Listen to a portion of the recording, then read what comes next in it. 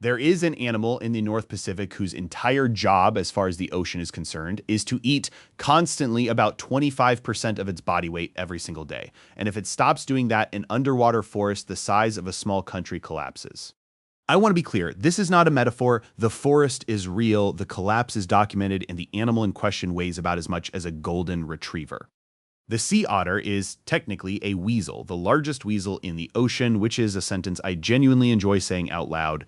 Inhedra lutris, a member of the Mustelidae family alongside ferrets, badgers, and wolverines, which is the most chaotic family reunion you can imagine.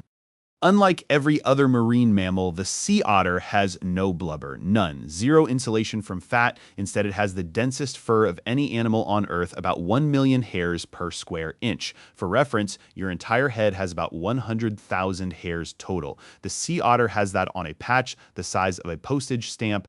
Quick note, our AI illustrator appears to have drawn a harbor seal, that is a pinniped, not a mustelid, not even in the same order. Sea otter fur is brown, dense, and unspeakably soft. What you're looking at is spotted gray seal skin. We are moving on. It grooms this fur obsessively because if it doesn't, it dies of hypothermia. So high maintenance, but for reasons that are hard to argue with. They sleep floating on their backs, wrapped in kelp so they don't drift away. Some of them hold hands while they sleep. I'm not making this up. They also use rocks as tools to crack open shellfish, which makes them one of the very few non-primate tool users on the planet. They have a favorite rock. They keep it in a little skin pouch under their arm. Everyone needs a system.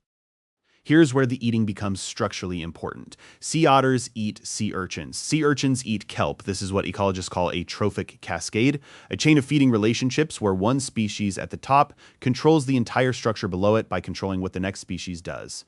And yes, that is a river otter in the diagram walking on land like it pays rent there. Sea otters are marine animals. They float. They do not commute on foot. When otters are present, they keep urchin populations in check. Kelp forests thrive. Those forests are not decorative. They are habitat for hundreds of species, nursery grounds for commercially fished populations, storm surge buffers for coastlines, and carbon sinks. One study estimated the carbon sequestration value of otter-protected kelp forests at $408 million per year. What the sea otter provides is what ecologists call a regulating service. That is one of 4 categories of ecosystem services. Regulating services are the work ecosystems do in the background to keep conditions livable: climate regulation, flood defense, pest control, pollination, water purification. The stuff nobody notices until it stops working. The sea otter regulates the entire kelp forest ecosystem by eating. That is, the chain otter eats urchin. Urchin stops eating kelp. Kelp forest stands. Fisheries survive, coastline holds, carbon gets sequestered, remove the otter, and every link downstream breaks. We know this because we already ran the experiment between the 1740s and the early 1900s. The maritime fur trade hunted sea otters from an estimated 300,000 individuals down to fewer than 2,000. Their pelts were the single most valuable commodity in the Pacific fur trade. And when the otters disappeared, the kelp disappeared with them. Kelp forest coverage along the Pacific coast dropped by over 90%. What replaced it were urchin barrens, bare rock covered in a carpet of spiny grazers with nothing left to eat. These barrens persist for decades without active intervention. The fish nurseries collapsed, the coastal protection vanished, the carbon stayed in the atmosphere. The International Fur Seal Treaty of 1911 eventually protected sea otters, but recovery has been agonizingly slow and geographically uneven. In Southeast Alaska, otter populations rebounded so successfully that commercial shellfish industry groups petitioned to have protection levels reduced, arguing that the otters were eating their shellfish. The shellfish that existed in those numbers specifically because the otters had been removed from the system in the first place. The petition was filed with a straight face.